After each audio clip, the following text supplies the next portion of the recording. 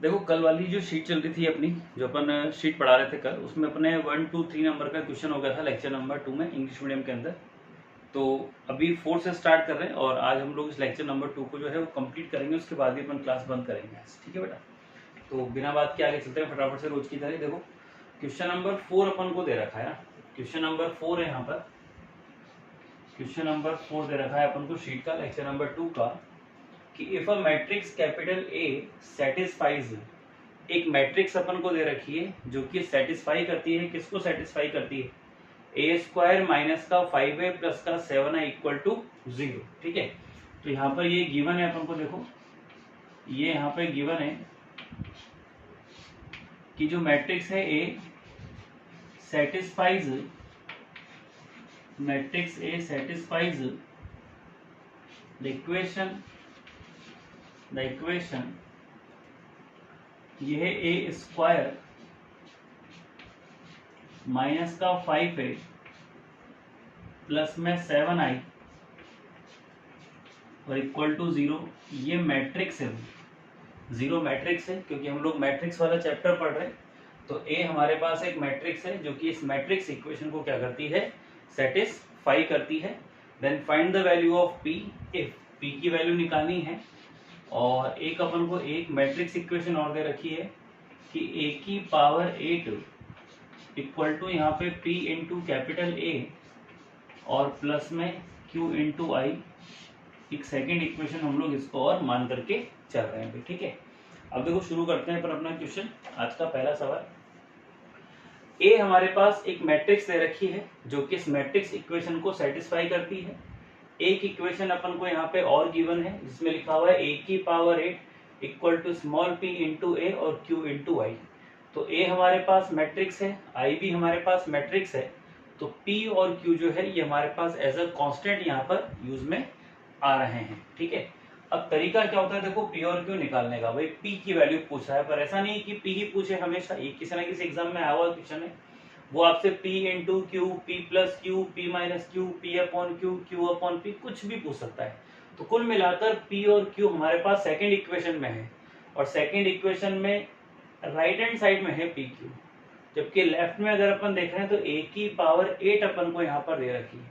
इसका मतलब अगर इक्वेशन नंबर 1 की हेल्प से अगर अपन ए स्क्वायर का यूज करके ए की पावर 8 निकाल लें, वो भी किस फॉर्म में, ए और आई की फॉर्म में, अगर अपन ए की पावर 8 की वैल्यू निकाल लेते हैं तो दोनों इसको यहाँ पे पुट करके सेकंड इक्वेशन में रख करके अपन दोनों तरफ कंपेयरिंग करेंगे तो पी और क्यू आ सकता है। ठीक है ना, तो एक बार अपन इस क्वेश्चन को देख लेते हैं। तो शुरुआत करेंगे अपन फर्स्ट से। हमारा फोकस कहाँ पर है, ए की पावर 8 निकालने पर फोकस है। ठीक है, देखो भाई क्वेश्चन नंबर जो 1 है यहाँ पे, फ्रॉम इक्वेशन नंबर 1। तो इक्वेशन 1 में क्या है, देखो ए स्क्वायर दे रखा है, इसकी वैल्यू अगर मैं निकालूं तो 5a प्लस का और माइनस का 7i इधर हो जाएगा। इसको इक्वेशन नंबर 3। अब एक की पावर 8 निकालने के लिए 4 पावर ले सकते हैं अपन, बट स्क्वायर करके 2 बार ले लेंगे, तो स्क्वायरिंग बोथ साइड, तो a की पावर 4 हो गया, यहाँ पे 5a माइनस का 7i का स्क्वायर। ठीक है, अब वैसे क्या होता है कि अगर a और i, इस i की जगह पे अगर b होता तो a इंटू बी और b इंटू ए मैट्रिक्स मल्टीप्लीकेशन में सही नहीं होते, मतलब कॉम्यूटेटिव नहीं होते। लेकिन जब a और i रहता है ना, तो हम लोगों ने पढ़ा हुआ है कि भाई a को i से मल्टीप्लाई करो या i को a से मल्टीप्लाई करो, आएगा तो कैपिटल A ही। भाई a को i से मल्टीप्लाई करो या i को a से मल्टीप्लाई करो, आएगा कैपिटल A। तो तरीका देखो क्या होता है, मैं यहाँ पर a की पावर 4 को तो वैसे का वैसा लिख रहा हूँ, इसको मैं डायरेक्टली ओपन कर लेता हूँ, 2 फैक्टर नहीं बना रहा क्योंकि a इंटू आई भी a बनेगा, i a भी a बनेगा। जब a और i भाई दो मैट्रिक्स में से एक मैट्रिक्स i हो तो आप डायरेक्ट ओपन कर सकते हो, उस पर इफेक्ट नहीं पड़ता है सॉल्यूशन पे। तो 25 तो ये आ जाएगा, 25 तो a स्क्वायर माइनस का 70 a इंटू आई लिख लेता हूँ अभी तो, प्लस का 49 में आई स्क्वायर, a की पावर 4 यहाँ पे आएगा, 25 ये है, a स्क्वायर की वैल्यू थर्ड इक्वेशन से 5a माइनस का 7 इंटू आई, 70 a को i से मल्टीप्लाई करेंगे तो a आएगा, और i का स्क्वायर एज अ 1 ही काम लेंगे तो i ही यहाँ पे मिलने वाला है। एक बार मैं चेक करूँ तो दिख रहा है, ठीक है। अरे वो एक्चुअली क्या एक क्लास में उधर का दिखा नहीं था। देखो अब a की पावर 4 इक्वल टू में 25 को 5 से, तो 125 इंटू ए, 25 को 7 से 175 इंटू आई माइनस का 70a प्लस 49 इंटू आई। थोड़ा इधर ही चलूँगा मैं। तो a की पावर 4 की जो वैल्यू है, तो 125 में से 70 जाएगा तो 55a बचेगा, और माइनस का 15 में से 9 गया तो 6, 6 में से 4 तो 2, देन 1, ये बनेगा। तो a की पावर 4 की जो वैल्यू आई वो आई 55a माइनस का 126। अब सपोज करो ये a की पावर 4 होता तो p की वैल्यू 55 हो जाती और q की वैल्यू माइनस का 126 हो जाती, ठीक है। बट अभी a की पावर 8 अपन को यहाँ पे दे रखा है, तो अभी तो एक बार स्क्वायर और होगा। तो देखो स्क्वायरिंग बोथ साइड, तो यहाँ पर a की पावर 8 हो जाएगा, इक्वल टू में इसका स्क्वायर करेंगे अपन, तो 55 इंटू ए माइनस का 126 इंटू आई का स्क्वायर। देखो 55 वाली बात है, तो 55 इंटू 55, भाई नॉर्मल मल्टीप्लाई अपन जानते ही हैं, बाकी ट्रिक ये होती है कि 5 5 तो 25 हो गया, इसमें +1 ऐड करोगे तो 6 इंटू 5 कितना हो जाएगा 30। तो ये a की पावर 8 की जो वैल्यू है यहाँ पे वो आएगा 3025, और a का स्क्वायर माइनस का 2ab, तो 2ab में 110 इंटू 126, तो यहाँ पे 126 और 126, तो 6 8 3 और 1 और 0, तो 13860। a को i से मल्टीप्लाई करेंगे तो a इंटू आई, ठीक है, प्लस में अब 126 का होल स्क्वायर, तो 126 इंटू 126,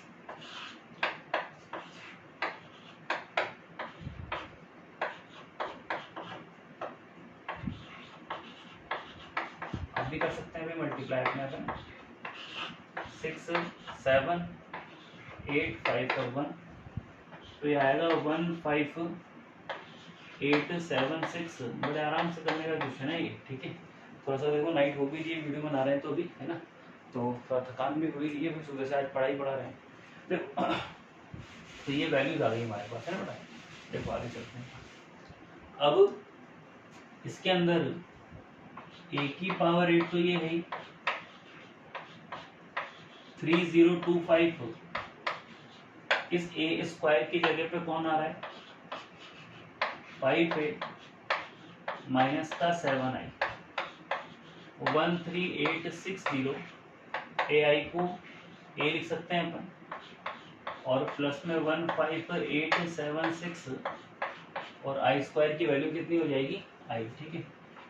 तो a की पावर 8 है, इसको मल्टीप्लाई करेंगे अपन 15 और 125 इंटू ए माइनस का 21 और 175 इंटू आई माइनस में 13860 इंटू ए, और प्लस में 15876 इंटू आई।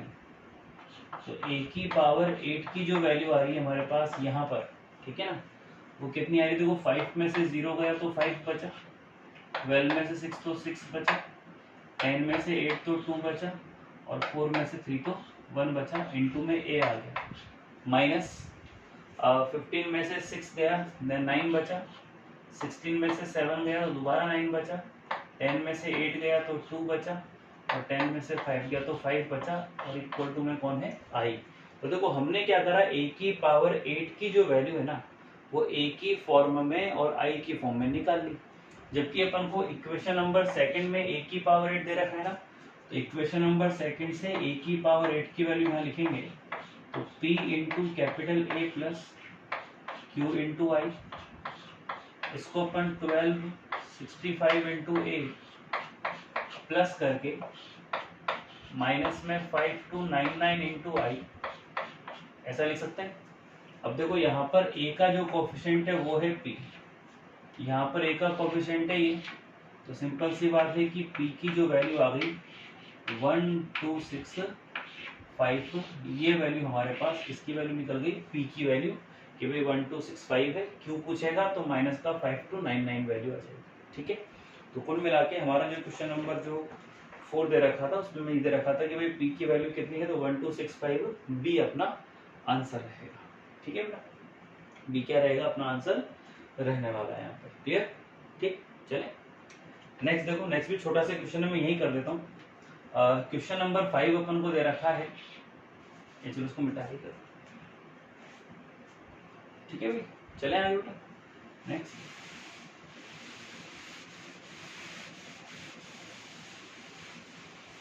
एक्चुअली क्या व्हाइट चौक से इसलिए लिख रहे हैं, क्या येलो से क्या बहुत सारा थोड़ा सा क्या बोर्ड शाइन मारता है कभी कभी, वैसे व्हाइट से भी दिख जाएगा। अगर आपके पास लैपटॉप हो तो आप लैपटॉप में देखा करो, बहुत शानदार और बहुत सही दिखता है। चलिए नेक्स्ट देखो, क्वेश्चन नंबर 5 दे रखा है, ए जो है वो स्क्यू सिमेट्रिक मैट्रिक्स है। देखो क्वेश्चन नंबर 5 जो है यहाँ पे, क्वेश्चन नंबर 5 है, ए जो है ना ए, ये दे रखा है स्क्यू सिमेट्रिक मैट्रिक्स। ए है स्क्यू सिमेट्रिक मैट्रिक्स, ए है स्क्यू सिमेट्रिक मैट्रिक्स। अब मैथमेटिक्स में तो हम लोग क्या जानते हैं कि भाई अगर ए स्क्यू सिमेट्रिक है तो ए इज इक्वल टू माइनस में ए ट्रांसपोज होता है। ठीक, इसका मतलब ए अगर कोई मैट्रिक्स है हमारे पास, तो उसने दे रखा है कि 3 इंटू 3 ऑर्डर की एक मैट्रिक्स है, तो 3 इंटू 3 ऑर्डर की मैट्रिक्स है, तो हम एक चीज तो फिक्स जानते हैं कि भाई स्क्यू सिमेट्रिक में मेन डायगोनल के जो एलिमेंट होते हैं वो क्या होते हैं, 0 0, बाकी सारे अगर ये प्लस में है तो ये माइनस में, माइनस तो प्लस में, इस तरह की। तो अपन ने ये तो थ्योरम पढ़ी हुई थी, नंबर 1 नंबर की थ्योरम थी अपनी कि भाई in skew symmetric matrix all the elements of its main diagonal are 0 and both side of element with respect to its main diagonal are same in digit but opposite in sign, है। तो ये रखा है 3 into 3। अब वो पूछ रहा है ट्रेस, पूछा है, छोटा सा क्वेश्चन है। तो ट्रेस क्या होता है, अपन ने पढ़ा हुआ है कि किसी भी स्क्वायर मैट्रिक्स का ट्रेस क्या होता है, उसके मेन डायगोनल के एलिमेंट का सम। तो ए जो है वो स्क्यू है, और स्क्यू का मेन डायगोनल सारे के सारे एलिमेंट कितने होते हैं, 0। तो वैल्यू कितनी आ गई यहाँ पे, 0। अब देखो 0 अपन को ए ऑप्शन में तो 1 दे रखा है, ये नहीं है, सी में -1 दे रखा है। अब ये बी में क्या है, एक इस तरह का ये मॉडुलस जैसा निशान आ गया, लेकिन ये मॉडुलस नहीं है भाई, ये क्या है, डिटर्मिनेंट है। ये डिटर्मिनेंट है, आप लोग फिजिक्स में पढ़ते होंगे, ए वेक्टर क्रॉस बी वेक्टर जब पढ़ते हैं ना अपन, तो डिटर्मिनेंट आता है वहां पे, क्या होता है, डिटर्मिनेंट आता है। एक्चुअली क्या होता है, जब स्क्यू सिमेट्रिक मैट्रिक्स का डिटर्मिनेंट लेते हैं अपन, तो उसका आंसर मेन डायगोनल के एलिमेंट का मल्टीप्लाई होता है, तो वैल्यू क्या आ जाएगी इसकी भी, 0। इसका मतलब यहाँ 0 ऑप्शन में नहीं है, लेकिन उसकी वैल्यू कितनी है, ए का डिटर्मिनेंट। ठीक है, तो एक्चुअली जो हमारा लेक्चर रहेगा ना, इसमें क्या है, 2-3 क्वेश्चन जो है वो डिटर्मिनेंट के आए हुए हैं, तो अब सॉल्व तो अपन को यही करना है भाई, ऐसा तो है नहीं कि अपन को बाद में डिस्कस करेंगे। तो कल में क्या थोड़ा सा आपको डिटर्मिनेंट के बारे में कल वाले लेक्चर में बता दूंगा भाई, ठीक है ना बेटा। नेक्स्ट देखो, इसमें क्वेश्चन नंबर 6 बड़ा इंटरेस्टिंग क्वेश्चन है। इसमें एक चीज आप और नोट कर लेना, इस वाले सवाल की क्या मोर देन 1 ऑप्शन आंसर है भाई, एक से ज्यादा आंसर, मोर देन 1 ऑप्शन। ठीक है, देखो इसमें क्या लिखना, छूट गया था लिखना। क्वेश्चन नंबर 6 देखो, यहाँ पर 6th है, आपको दे रखा है A B equal to A, A B equal to A given है एक, तो उसके बाद में B A equal to B given है, A B equal to A given है, B A equal to B given है, और ऑप्शन जो है ना आपके पास, मैं एक बार यहाँ साइड में लिख देता हूँ क्योंकि मुझे भी नीड पड़ेगी, मोर देन 1 ऑप्शन है इसमें। पहले ऑप्शन में A square equal to B है, दूसरे वाले ऑप्शन में A square equal to A है, सी वाले ऑप्शन में B square equal to B है, और डी वाला जो ऑप्शन है इसमें बी स्क्वायर इक्वल टू यहाँ पर ए है। ठीक है ना, ये चार ऑप्शन है, इसमें मोर देन वन आंसर आएगा, आप लिख देना ब्रैकेट में। देखो तरीका क्या है इसका, हम एक चीज अगर ध्यान दें तो यहाँ पे देखो सब जगह स्क्वायर स्क्वायर हो रहा है, A square B square B square. Left hand side में कभी दो मैट्रिक्स का मल्टीप्लाई नहीं है भाई अलग अलग, और राइट हैंड साइड में तो सिंगल ही मैट्रिक्स है, तो कुछ ना कुछ तो बात है भाई इसमें। इसका मतलब देखो ए स्क्वायर कैसे आएगा, जब अपन ए से क्या कर देंगे, मल्टीप्लाई कर देंगे। तो एक काम करूं, अब मैं अगर ए से मल्टीप्लाई करूं तो देखो एक काम करते हैं, ट्राई करके देखते हैं। देखो फ्रॉम फर्स्ट इक्वेशन से आपको दे रखा है ए बी इक्वल टू में ए दे रखा है। अब सपोज करो, क्योंकि हमने थ्योरम पढ़ी हुई है तो मैट्रिक्स में ऐसे अपनी इच्छा से मल्टीप्लिकेशन नहीं होता है, आपको ये भी देखना पड़ेगा कि भाई लेफ्ट मल्टीप्लाई करना है या फिर आपको राइट मल्टीप्लाई करना है। तो सपोज करो अगर मैं यहाँ पर ए से लेफ्ट मल्टीप्लाई करता हूँ सपोज, तो देखो ए को ए से मल्टीप्लाई करोगे तो ए स्क्वायर तो हो जाएगा, लेकिन ये वाला ब्रैकेट जब बदल करके ए पर आएगा तो ए की वैल्यू तो हमारे पास अवेलेबल ही नहीं है। इसका मतलब इस वाले इक्वेशन में लेफ्ट मल्टीप्लिकेशन तो पॉसिबल नहीं है। तो एक काम करते हैं, फिर अपन राइट मल्टीप्लिकेशन अप्लाई करके देखते हैं। तो फर्स्ट इक्वेशन में ए बी जो है, ए बी बराबर दे रखा है आपको ए के। तो अभी चूंकि मैंने इसमें लेफ्ट मल्टीप्लाई करके देखा था ए से, ए स्क्वायर लाने के लिए भाई ए स्क्वायर और बी स्क्वायर दोनों लाना है, तो एक बार अपन ए स्क्वायर बना के देख लेते हैं। तो मैं क्या कर रहा हूँ, ए से राइट मल्टीप्लिकेशन कर दिया मैं, ठीक है, right multiplication with capital A both side, equation number 1। अब देखो ए तो ये है ही, ब्रैकेट बदल जाएंगे, कौन सी प्रॉपर्टी, एसोसिएटिव लो, और ए को ए से मल्टीप्लाई करोगे तो ए स्क्वायर आ गया। अब देखो ये ए तो ये है, बी ए की जगह कौन है, बी इक्वल टू में ए स्क्वायर, ये आया इक्वेशन नंबर 2 से, और ए बी बराबर कौन है, ए है, इक्वल टू में कौन, ए स्क्वायर, ये आया फर्स्ट से। इसका मतलब हमको एक चीज मिल गई कि ए स्क्वायर इक्वल टू में कौन आ रहा है, कैपिटल ए आ रहा है। तो ए स्क्वायर बराबर ए, एक तो अपना बी ऑप्शन सही है। ऐसी कंडीशन जब होती है ए स्क्वायर बराबर ए होता है, तो आप लोग को पढ़ा रखा है मैंने यहाँ पर कि ए जो है, A is an idempotent, idempotent matrix. A क्या है भाई, आइडेम्पोटेंट मैट्रिक्स है। ध्यान हुआ कुछ। अब ये तो चलो आपने फर्स्ट से स्टार्ट किया, सेम चीज मैं यहाँ पर सेकंड को भी लेके चलता हूँ, मोर देन वन आंसर है ना, ट्राई तो करके देखें अपन। तो ए स्क्वायर निकाला तो बी तो नहीं आया, ए आया। अब देखो सेकंड से, तो फ्रॉम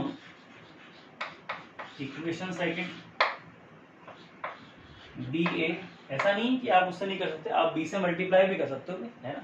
तो बी ए बराबर जो है, मैंने यहाँ पर बी ए बराबर मैंने यहाँ पे बी ले लिया। अब किससे मल्टीप्लाई करना है, बी से।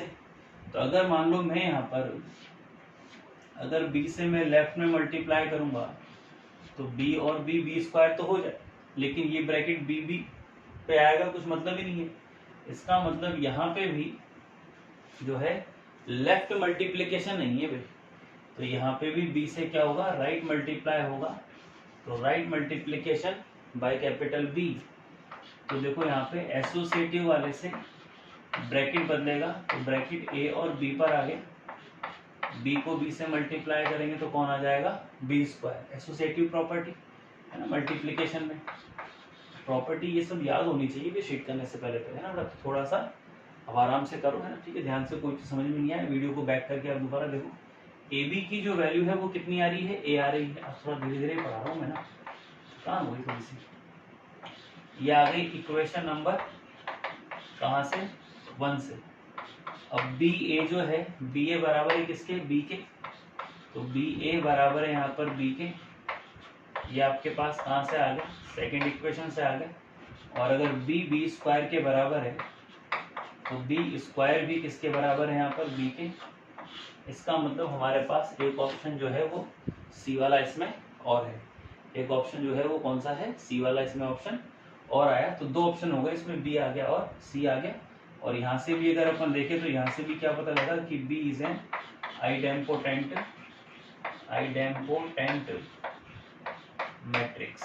बी जो है वो कैसी मैट्रिक्स है भाई, आइडेम्पोटेंट मैट्रिक्स है। इस तरह से हमको यहाँ पर ये आना चाहिए, ठीक है।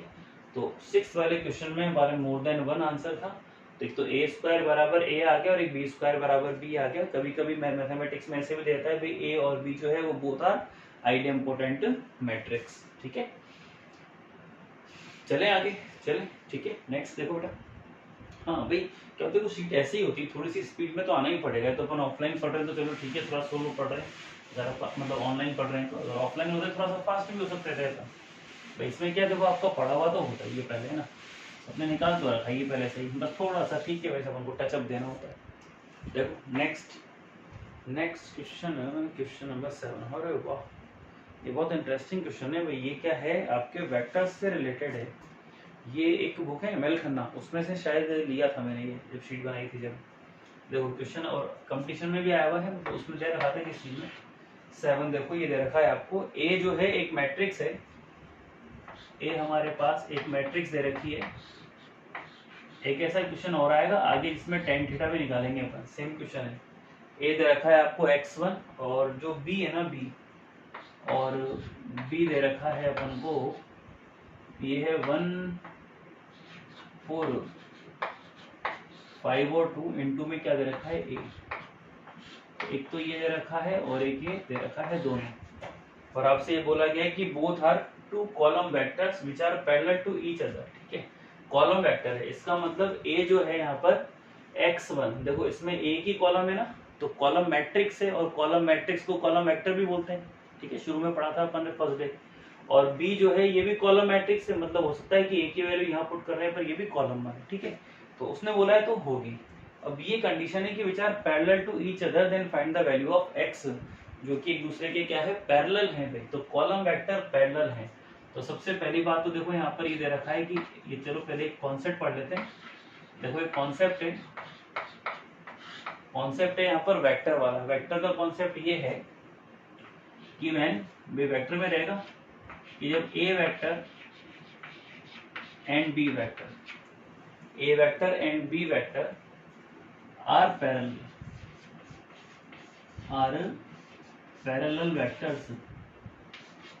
पैरेलल वेक्टर्स, तो आपको ये पता होना चाहिए कि बी वेक्टर की जो वैल्यू है वो लैम्डा ए वेक्टर होती है, जहाँ पे लैम्डा जो है where lambda belongs to R, जहाँ पे लैम्डा जो है वो रियल नंबर में बिलोंग करता है। मतलब अगर दो वेक्टर आपस में पैरेलल होते हैं, फिजिक्स की कंडीशन है कि अगर दो वेक्टर एक दूसरे के पैरेलल होते हैं तो लैम्डा इस तरीके से लिखा जाता है, ठीक है। अब देखो हमारे क्वेश्चन में क्या है, हमको यहाँ पर क्या गिवन है कि बी एंड ए या a and b are parallel vectors, a and b are parallel vectors. तो अगर पैरेलल है तो बी की जो वैल्यू है वो लैम्डा इंटू ए के बराबर होगी। बस ये इतना सा कॉन्सेप्ट है, बस इस क्वेश्चन में इतना सही है कि बी की जो वैल्यू है वो लैम्डा इंटू ए के बराबर होगी। तो बी की जो वैल्यू आएगी यहाँ पे, तो बी आ रहा है 1 4 और यहाँ पे 5 2 इंटू में ए, लैम्डा आ रहा है ए की जगह पे एक्स, और कितना हो जाएगा यहाँ पे 1 हो जाएगा, ठीक है। अब यहाँ पर ये 1 4 है, 5 2 है, ए की जगह पे कितना हो गया x और 1 हो गया। ये लैम्डा मैट्रिक्स के बाहर है तो अंदर मल्टीप्लाई होगा, तो लैम्डा x इंटू में कौन आ गया, लैम्डा, ठीक है। अब इनको आपस में मल्टीप्लाई करेंगे पहले, तो ये आपस में जो मल्टीप्लाई होंगे तो 1 को x से मल्टीप्लाई करेंगे तो x, प्लस में 4 को 1 से मल्टीप्लाई करेंगे तो 4, 5 को x से मल्टीप्लाई करेंगे तो 5x, और 2 को 1 से मल्टीप्लाई करेंगे तो 2। सही बात है भाई, एक ही कॉलम बना इसीलिए उसने कॉलम वेक्टर बोला है इसको। तो रो किससे मल्टीप्लाई होते हैं कॉलम से, 1 इंटू एक्स, तो x प्लस का 4 और 5x प्लस का 2 इक्वल टू में देखो यहाँ पे ये दे रखा है अपन को लैम्डा x और यहाँ पे क्या दे रखा है लैम्डा। तो देखो इंपॉर्टेंट चीज क्या है कि ये जो लैम्डा आया ना भाई, ये जो लैम्डा आया ये हमारी तरफ से आया है। ये जो लैम्डा इंट्रोड्यूस हुआ है ना ये हमारी तरफ से हुआ है और हमको वैल्यू किसकी पूछ रहा है, x की। तो सिंपल सी बात है यार, जो चीज हमने मानी है वो तो आंसर में आएगी नहीं। अगर हमारी मानी हुई चीजें आंसर में आने लग जाए तो बोर्ड पे तो फिर सारे क्वेश्चन ही अपने सही हो जाएंगे। नहीं सर हम तो यही मानेंगे कि फॉर्मूला ऐसा ही होता है, तो ऐसा नहीं चलता ना भाई, जो रियलिटी है वो तो है। तो यहाँ पर अब देखो इक्वल का निशान आ रहा है, इसका मतलब both matrix are equal. Then by compare x plus का 4 की वैल्यू यहाँ से आ रही है लैम्डा x इक्वेशन 3 और यहाँ से ये आ रही है और 5x प्लस का 2 इक्वल टू लैम्डा, ये इक्वेशन नंबर 4 आ रहा है। तो इक्वेशन नंबर 3 से यहाँ पे आ गया, 4 से यहाँ पे आ गया। अब देखो लैम्डा आपने माना हुआ था, मतलब हमने माना हुआ था, तो लैम्डा अगर हमने माना हुआ है, चलो कैलकुलेशन के लिए मान लिया, तो ऐसा थोड़ी कि उसको अपन आंसर में दिखाएंगे। हमको वैल्यू किसकी निकालनी है, एक्स की। भाई एक्स आ रहा है यहाँ पे, इसका मतलब ये लैम्डा हटना चाहिए ना भाई। हमने मान लिया, थोड़ी सी कैलकुलेशन करनी थी कॉन्सेप्ट के अकॉर्डिंग, तो लैम्डा को पहले एलिमिनेट करें ताकि लैम्डा तो हटे। तो लैम्डा की वैल्यू 4th इक्वेशन से 3rd में पुट कर देते हैं अपन। तो पुट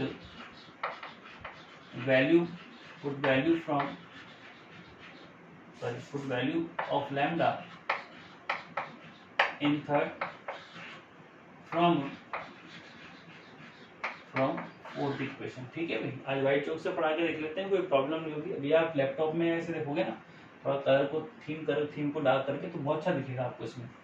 तो यहाँ पर ये x प्लस का 4 है, लैम्डा की जगह पे यहाँ पर क्या रखोगे आप, 5x प्लस का 2 और इनटू में x आ रहा है। ठीक है, अब ये इसके बराबर, ये भी इसके बराबर है। देखो इसको मल्टीप्लाई करोगे तो 5x स्क्वायर प्लस का 2x इक्वल टू में x प्लस का 4। तो चलो लैम्डा तो हटा, तो 5x स्क्वायर प्लस का 2x, ये x जब इधर आएगा तो माइनस x माइनस का 4 इक्वल टू में 0। तो यहाँ से 5x स्क्वायर प्लस का x माइनस का 4 इक्वल टू 0। अब देखो 5 को 4 से मल्टीप्लाई करोगे तो 20 और माइनस करने पे 1 आना चाहिए। तो 5 इंटू 4 और 5 माइनस 4, तो 5x स्क्वायर प्लस का 5x माइनस का 4x माइनस 4 बराबर 0। तो 5x कॉमन आएगा इसमें, तो x प्लस का 1 माइनस 4 कॉमन आ गया, देन x प्लस का 1 इक्वल टू 0। इन दोनों में से x प्लस 1 कॉमन है, तो x प्लस का 1 कॉमन और 5x माइनस का 4 इक्वल टू 0। तो एक बार तो x प्लस 1 बराबर 0 हो जाएगा और एक बार 5x माइनस 4 इक्वल टू 0। तो x की वैल्यू एक तो -1 आ गई और एक यहाँ से x की वैल्यू आ गई प्लस में 4/5। इसका मतलब दो वैल्यू हमारे पास इस क्वेश्चन में एग्जिस्ट कर रही है। एक तो x की वैल्यू -1 है और एक x की वैल्यू प्लस में 4/5। चलो ठीक है, आंसर देखते हैं। तो ए ऑप्शन आ रहा है, तो 4/5 और कितना आ रहा है यहाँ पे -1 आ रहा है।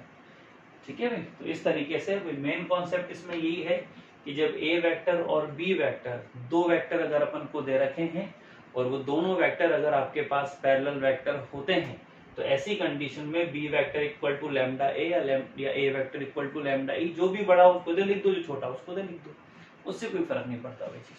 ठीक है ना, तो चलें आगे नेक्स्ट। एक कॉन्सेप्ट थोड़ा सा ध्यान रखना, बस पैरेलल वाला ना। नेक्स्ट देखो,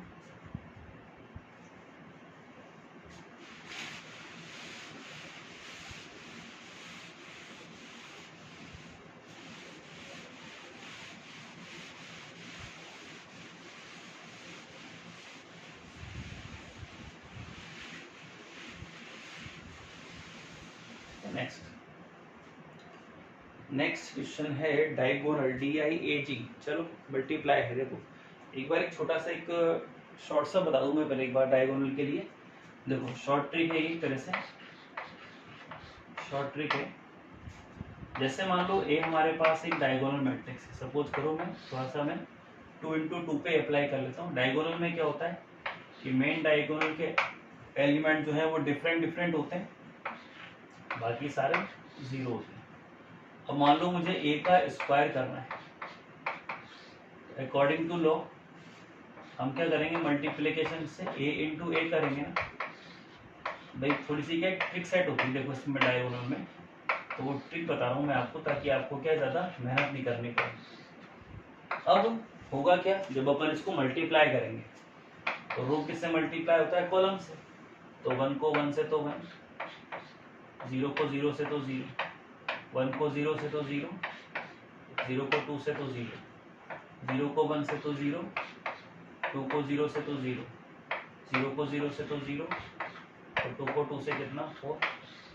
इसका मतलब आपके पास जो मैट्रिक्स आई 1 0 और 0 4 आई, तो कुल मिलाकर ए स्क्वायर। तो जब ए आपके पास डायगोनल मैट्रिक्स है तो उसका स्क्वायर भी क्या है, डायगोनल मैट्रिक्स है।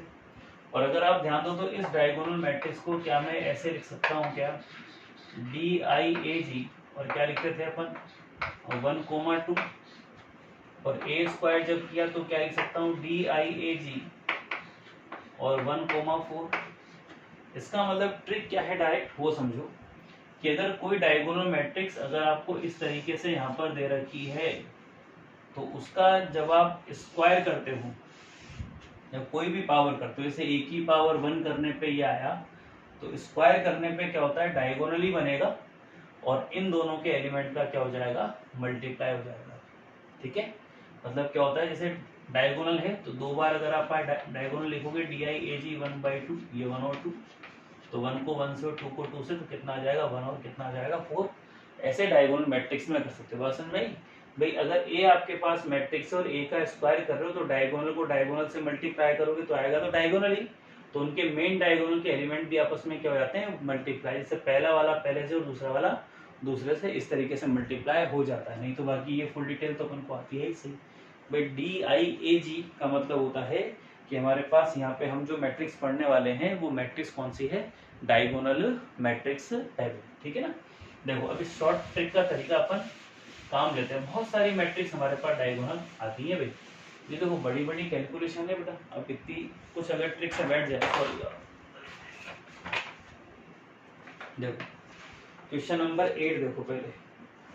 क्वेश्चन नंबर 8 है यहाँ पर, यही लिख लेता हूँ। क्वेश्चन नंबर जो 8 है ये दे रखा है आपको। देखो ये आपके पास एक मैट्रिक्स है DIAG, डायगोनल है ERI 2 -1 और 3। ठीक है, कोई दिक्कत नहीं है।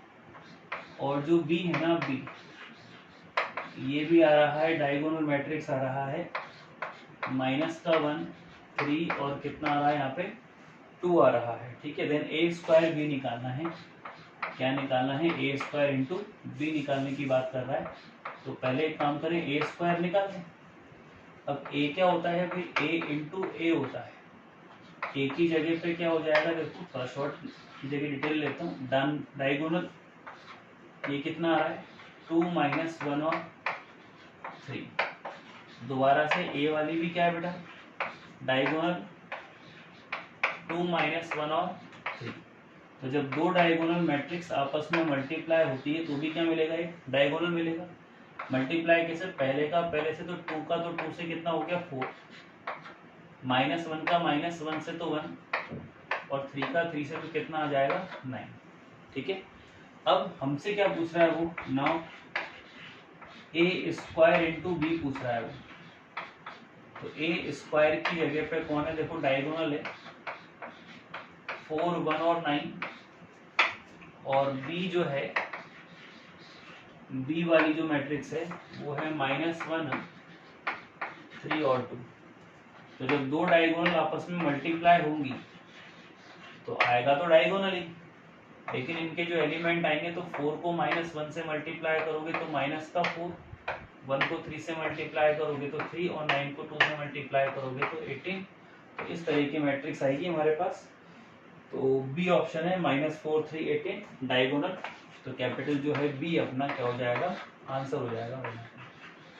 तो इस तरह से तो वो 3 इंटू 3 बनाने की जरूरत नहीं होती है डायगोनल वाली मैट्रिक्स के अंदर। भाई ऐसा नहीं देखो कि क्वेश्चन जो है ज़्यादा हाई लेवल के हैं या बिल्कुल ही लो लेवल के हैं, एक मीडियम लेवल रखा गया है ताकि हाँ भाई आपको बुरे नहीं लगे और हमारी शीट करने की क्या है आदत थोड़ी सी डरे, है ना।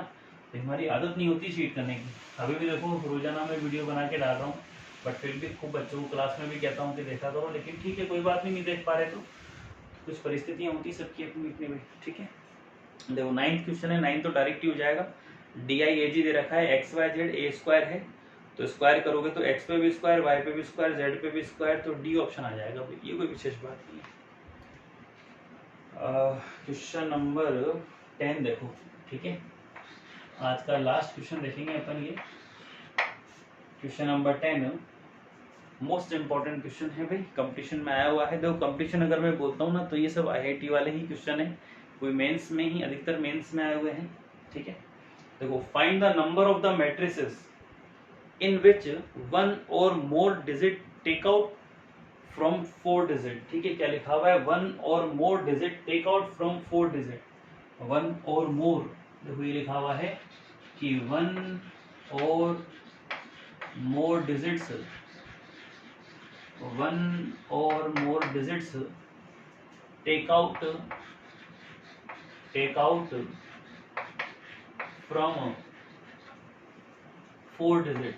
अब ये नहीं पता कि डिजिट कौन कौन से हैं, बस डिजिट दे रखे हैं और क्या बनाना है, find the number of the matrices, कि भाई मैट्रिक्स में जो है वो कितने नंबर है। उस तरह की शीट दी है मैंने आप लोग को, आप उसको निकाला करो, जिनको नहीं दी वो बेटा क्लास में पूछ ले लेना मुझसे, है ना। देखो क्या बोला है, क्वेश्चन को समझो कि भाई मैट्रिक्स बनाना चाहते हैं अपन, क्या बनाना चाहते हैं अपन, मैट्रिक्स अपन बनाना चाहते हैं, मतलब आपको मैट्रिक्स बनानी है, ठीक है। पहली बात उसमें क्या करना है, आपको कितने डिजिट दे रखे हैं, आपको डिजिट दे रखे हैं 4।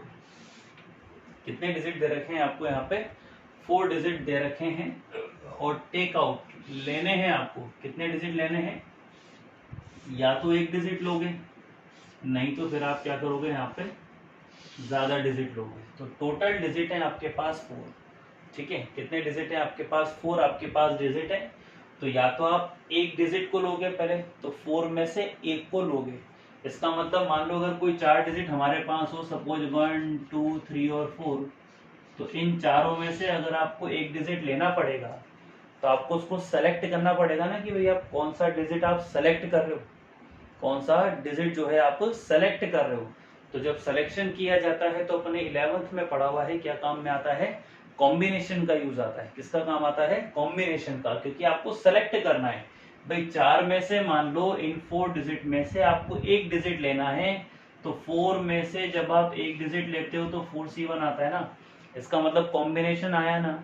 इसका मतलब ये हुआ कि सबसे पहले तो आपको यहाँ पे कॉम्बिनेशन लगाना पड़ेगा।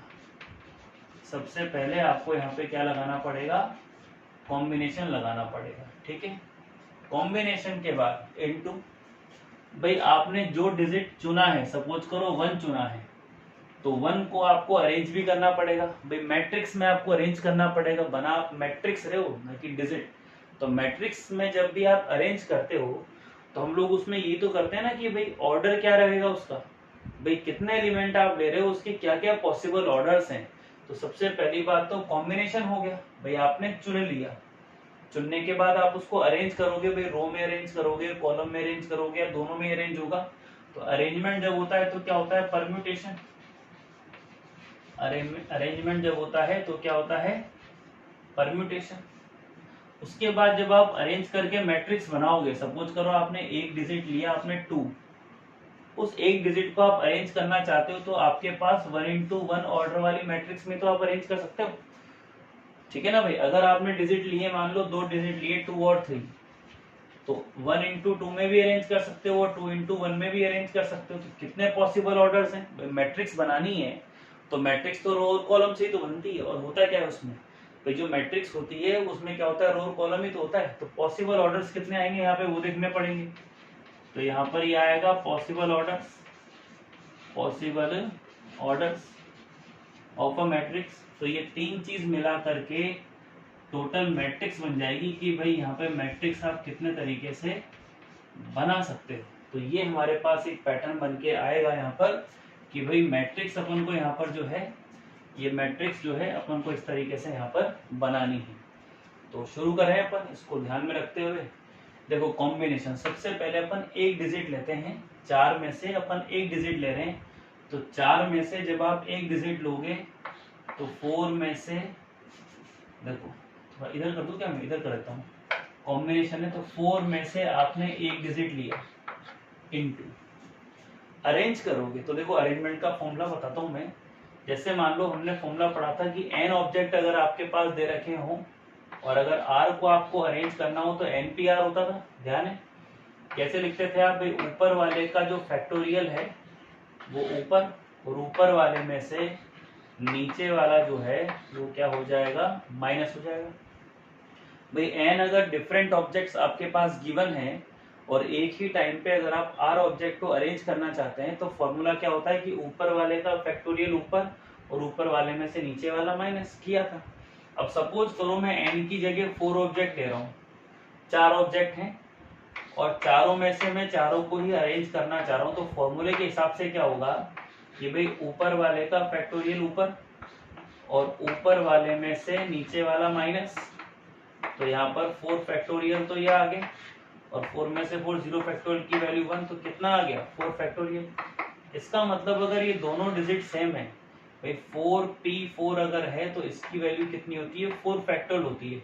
इसका मतलब अगर मैं n की वैल्यू निकालूं तो वैल्यू कितनी आ जाएगी, n का फैक्टोरियल हो जाएगी।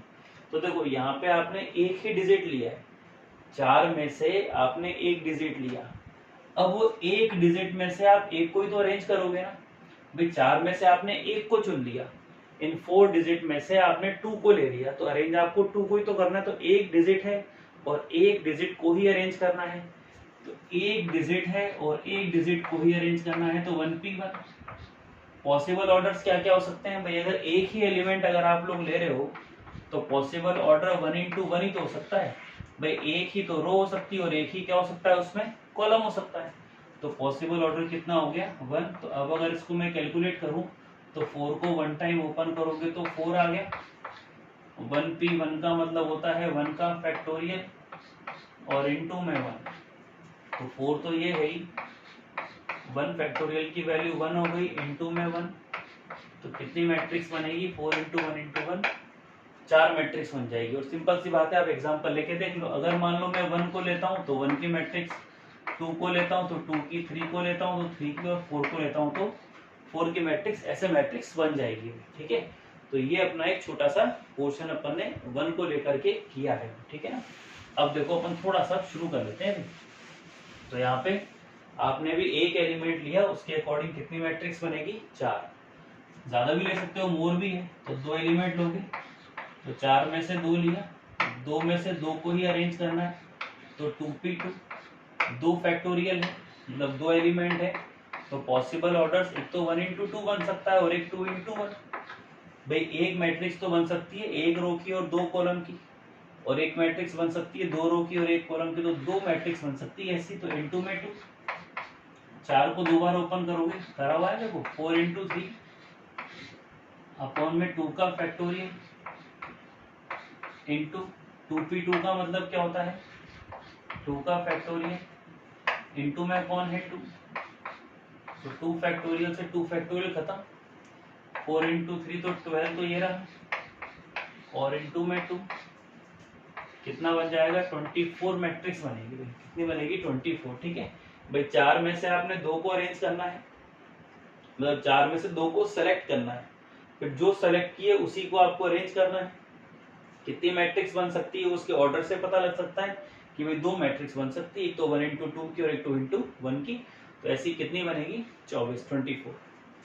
अगेन देखो, अब 3 एलिमेंट लेंगे, फिर 3 को अरेंज करेंगे तो 3p3। अब 3 एलिमेंट है भाई, 3 एलिमेंट है तो पॉसिबल ऑर्डर्स क्या क्या हो सकते हैं 1 into 3 और एक 3 into 1, अभी भी 2 ही मैट्रिक्स बनेगी, तो 2 मैट्रिक्स बनी। ऑर्डर तो 2 ही है ना भाई, जितने ऑर्डर बनेंगे पॉसिबल ऑर्डर्स उतने ही तो आएंगे। तो 4 को 3 टाइम ओपन करोगे, 4 इंटू 3 इंटू 2 अपॉन 3 का फैक्टोरियल आएगा नीचे। अब 3p3 जब दोनों सेम होते हैं तो 3 का फैक्टोरियल इंटू में 2, 3 फैक्टोरियल से 3 फैक्टोरियल खत्म, 4 के 12 दूनी 24 इंटू में 2 कितना हो जाएगा 40। ठीक है, अब आ रहा हूँ उसमें धीरे धीरे, पहले एक डिजिट लिया, फिर 2 डिजिट लिया, फिर 3 डिजिट लिया। अब हमारे पास यहाँ पे 4 डिजिट है, 4p4, चारों को ही आपको अरेंज करना है। अब 4 एलिमेंट है हमारे पास में, तो एक तो 1 इंटू 4 की बन सकती है, एक 2 इंटू 2 की बन सकती है, और एक 4 इंटू 1 की बन सकती है। तो टोटल 3 मैट्रिक्स बन सकती है। तो यहाँ पे 3 लिख देंगे।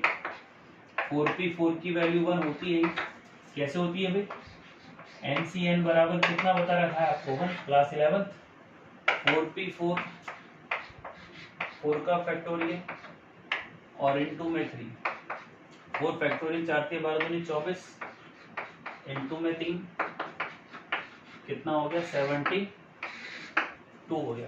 तो आपने क्या करा, पहले 4 में से एक डिजिट को ले लिया, फिर 4 में से आपने 2 डिजिट को ले लिया, 4 में से आपने 3 को ले लिया, 4 में से आपने चारों को ले लिया।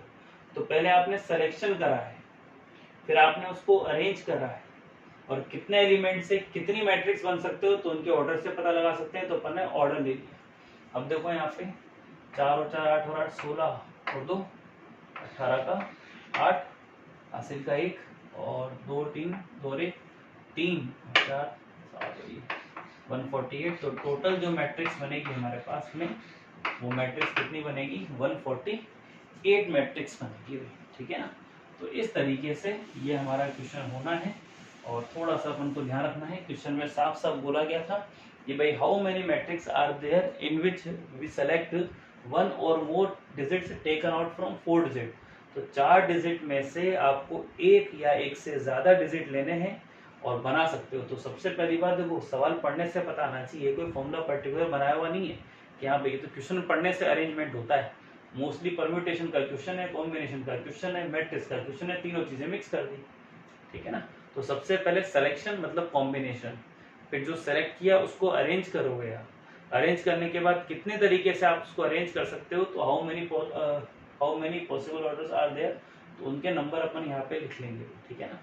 तो उसके बाद फिर टोटल मैट्रिक्स आ गई 148। चलिए एक पर आंसर लिख लें, क्या दे रखा है इसमें ऑप्शन में, मिसप्रिंट तो नहीं है 148। ठीक है, बी ऑप्शन है। ठीक है, ये देखो शुरू का जो पेज दे रखा है, कितने सारे 100 बच्चों के नंबर आए हुए हैं। थोड़ी सी मेहनत करो, है ना। अगली फोटो शायद आपकी हो सकती है मेरी शीट में, है ना। ओके चलो ठीक है भाई, बाय, है ना। आगे क्लास जो है वो कर लेंगे अपन, और अब कोशिश करेंगे देखो कि एक एक लेक्चर एक एक दिन में ही खत्म कर पाए अपन पूरा। ठीक है, ओके चलो बाय। ठीक है, सी यू।